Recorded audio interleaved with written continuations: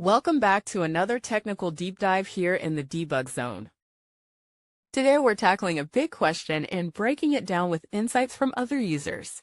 Hopefully this clears up some misconceptions and helps you get the answer you need. So buckle up, stay a little curious, and let's jump right in.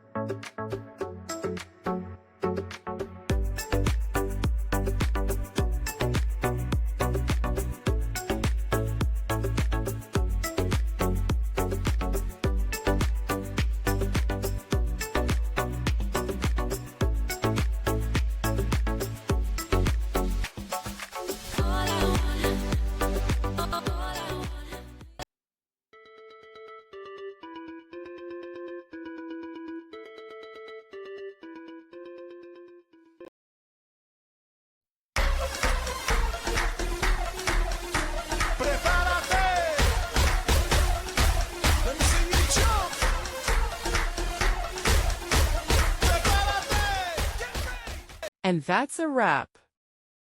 I hope you found the answer you were looking for. If you did, take a second to hit that subscribe button. It really helps out. And let me know in the comments which solution worked best for you. See you next time in the Debug Zone.